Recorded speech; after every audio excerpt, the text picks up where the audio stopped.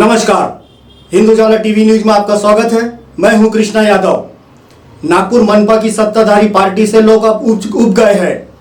इन्होंने नागपुर शहर का विकास नहीं बल्कि पूरा विनाश ही कर दिया है, ऐसा कहना है राष्ट्रवादी कांग्रेस पार्टी के वरिष्ठ नेता शब्बीर विद्रोही का। अल्पसंख्यक विभाग के राष्ट्रीय अध्यक्ष शब्बीर विद्रोही ने कहा कि नागपुर शहर की जनता अब विकल्प की तलाश में है।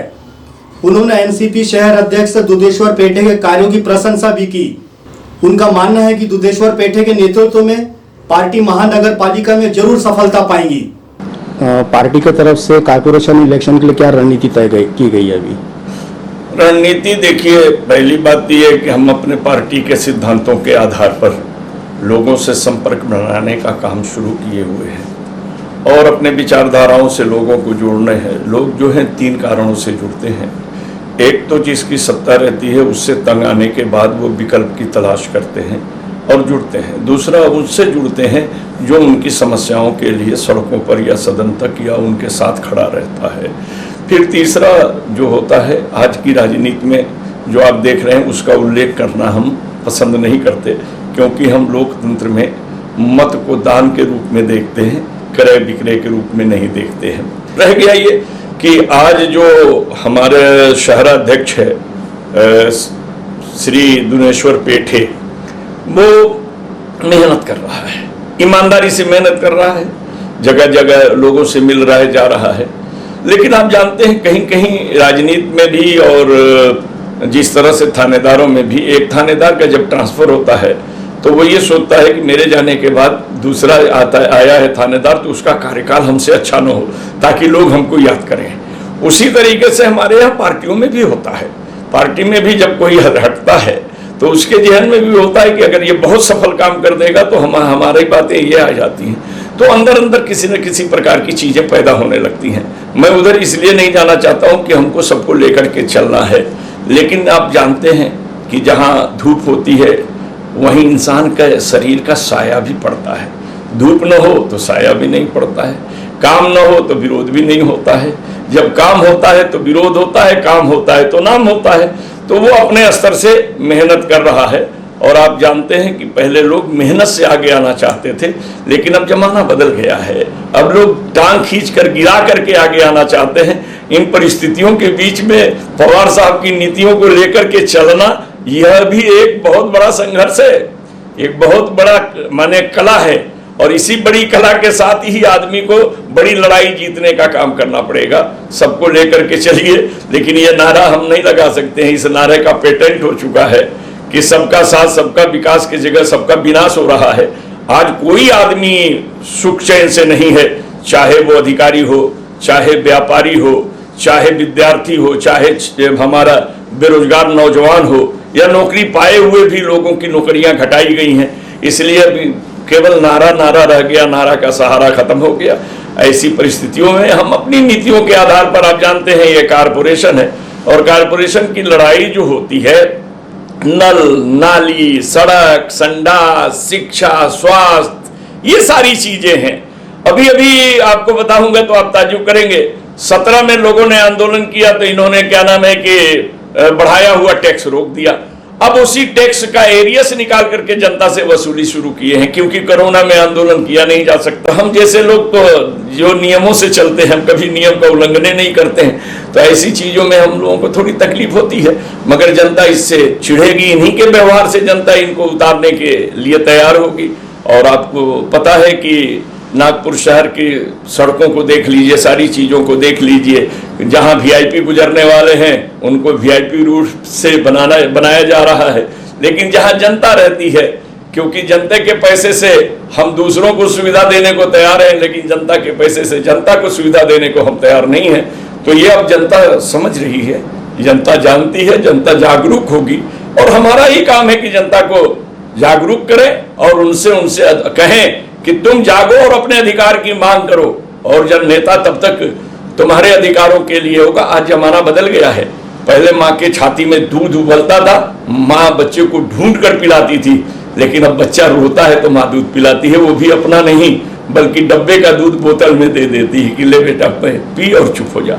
तो जमाने के साथ तो चलता है। इस पर हमारा भी कहना है, एक शेर है कि जमाने के साथ माना तो बदलता है, जरा सी दाद पा करके तो घुटने पे उछलता है। हवा के रुख में जब बेहयाई चल नहीं सकती, कभी तूफान में कागज की कश्ती चल नहीं सकती। तो ये सारी चीजें हैं आज के दौर में, मगर हम बच्चे को बहलाने के लिए कागज की कश्ती को थाली के पानी में ही तैरा करके दिखा देते हैं कि बेटा इस तरह कश्तियाँ चलती हैं, और उसी तरह चलाने का काम किया जाता है। हम कारपोरेशन में हमारा जो शहराध्यक्ष है उसके परिश्रम को देख करके मैं आशा रखता हूँ कि आने वाले चुनाव में हम अच्छी सफलता पाएंगे। जन आशीर्वाद यात्रा के मुद्दे पर उन्होंने कहा कि यह लोगों का ध्यान भटकाने का प्रयास है। शब्बीर विद्रोही ने आगे कहा कि वर्तमान केंद्र सरकार यह एक जुमले और बोल वचन की सरकार है, इससे अब जनता को सावधान हो जाना चाहिए। बात कही तुमने, अच्छे दिन की बात कही तुमने, 2 करोड़ नौकरी की बात कही तुमने, ये कह करके 14 का चुनाव जीते, फिर उसके बाद पुलवामा करके राष्ट्रभक्ति दिखाने की बात की, पाकिस्तान पर हमला करने की बात की। यानी तुम किसी भी तरह वोटों का ध्रुवीकरण कर करके आए। आशीर्वाद तुमने डरा करके लिया, धमका करके लिया। अरे काम करके आदमी को खुश करके उसके दिल से आशीर्वाद ले लो, तो फिर तुम्हें जन आशीर्वाद ही न मिला है, जिसके जरिए अरे भाई जन का समर्थन मिला है, जन के वोट मिले हैं, तो तुम सत्ता में बैठे हो, और सत्ता में बैठकर काम करो आशीर्वाद मिले। ये भीड़ भाड़ लगाना, ये दौड़ करके जाना, ये करना, ये जानते नहीं है। ये जानते हैं कोई भी एक चीज आपकी नजर से जब गुजरती है तो आप जब सोचते रहते हैं, उस चीज को देखने के लिए मुड़ जाते हैं, तो आपकी सोच बदल जाती है। तो ये जनता के अंदर जो महंगाई से, उत्पीड़न से, अराजकता से, बेरोजगारी से और कुव्यवस्था से जो आक्रोश पैदा हुआ है, उसको दूसरी दिशा में ले जाने के लिए ये नाटक है। आशीर्वाद का नाम है, लेकिन अपनी बर्बादी को छुपाने का काम किया जा रहा है। ये अब जुमले होते हैं, जैसे आप खाना भी खाते हैं, भोजन जो होता है दाल चावल रोटी होती है, लेकिन उसमें सब्जी भी हो जाता है, उसमें मटन भी हो जाता है, उसमें चटनी भी हो जाती है। तो देश की मूल समस्या जो हमारी है, वो मूल समस्या के साथ में छोटी छोटी बातों को जोड़ी जाती है, लेकिन इन्होंने छोटे छोटे बातों को ही छोड़ करके मूल समस्या को उसका चखना बना दिया। जिस तरीके से जायका लेने के लिए आदमी चटनी और मर मसाले की चीजें खाता है और मूल भोजन से पेट भरता है, मूल भोजन ताकत देती है, लेकिन इन्होंने मूल भोजन को ही दूसरी तरफ चला गया। जैसे आज के इसमें स्टार्टर के बाद मूल खाना आता है, बोलते हैं ना, तो स्टार्टर से ही पेट भर देंगे तो मूल खाना क्या खाएंगे। और वही चीज इसने किया, लोगों में धर्म के बातों को डाला, मुस्लिम विरोधी बातें डाला। लेकिन जो आज ये आप देख रहे हैं कि ये बोल बचन की सरकार है, बोल बचन होती है। कविता लिखने वाला कवि अलग रह जाता है, सुरीली गीत में गाने वाली लता मंगेशकर का नाम हो जाता है, समझ रहे कि नहीं, प्रदीप प्रदीप के अंदर चले जाते हैं। तो ये बोल बचन होनी चाहिए, मगर ऐसा भी बोल बचन नहीं होना चाहिए, क्योंकि बातों से पेट नहीं भरता है, बातों से आनंद मिलता है, बातों से मन खुश हो सकता है, मगर शरीर मजबूत नहीं होता। तो ये बोल बचन की सरकार को अभी बड़ी अलग चीजों से देखने की वक्त आ गया है।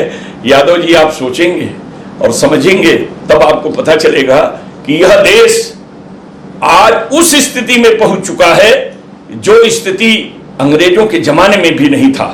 समझ लीजिएगा, ये देश सोने की चिड़िया कही गई तो विदेशी लौट कर आए, और आज हमारे देश के लोग भाग रहे हैं। अब इसको क्या समझ रहे हैं, समझ लीजिए, जो कहावत कही जाती थी कि कौवे को कोतवाली क्या जवाबदारी क्या मिली कि छतों को गंदा कर दिया, तो वही हालत ऐसे है कि सही बात है कि चाय बेचने वाला कह करके जो आया जनता के बीच में, चाय वाले को देश नहीं बल्कि चाय की जूठी कप देना था, आपने देश दे दिया और वो देश को बर्बादी के रास्ते पर ले जा रहा है। आज ये हालत है कि ये देश का विक्रेता बन गया है, नेता नहीं। और क्रेता कौन बने हैं, इस पर भी विचार कीजिएगा।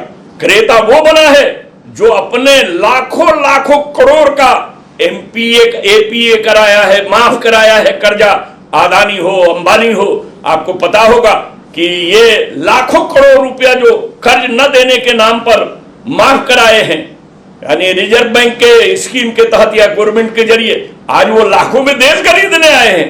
पहले पूछो जितना तुमने माफ कराया है उतना उससे वसूली कर लो, तब न देश उसके हाथ में बेचोगे। लेकिन ये तो ऐसा है कि हम बैंक के दिवालिया हैं मगर देश के लिए दिलवालिया है। तो दिवालिया और दिलवालिया में बड़ा फर्क है। आज खरीदने वो जा रहा है जिसने देश को लूटा और देश ने उसको माफ किया। ये सोचने की बात है। और इसलिए इस बोल वचन को छोड़ दीजिए, केवल एक वचन पर आइए। जिस राम का ये नाम लेते हैं उस राम के पिता ने कहा था, क्या कहा था मालूम? रघुकुल रीत सदा चली आई, प्राण जाए पर वचन न जाई। इनको तो सोचना चाहिए सरकार रहे या चली जाए, लेकिन जो जनता से हमने वादा किया है उसको पूरा करने का काम करें। मगर ये सरकार बचाने के लिए जनता को लड़ाने का काम करते हैं, राम की पूजा करते हैं, लेकिन राम के पिता के वचनों को पैरों के नीचे कुचलने का काम करते हैं। ऐसे बोल वचन की सरकार से जनता को बच कर रहना चाहिए, यही मेरी अपील है।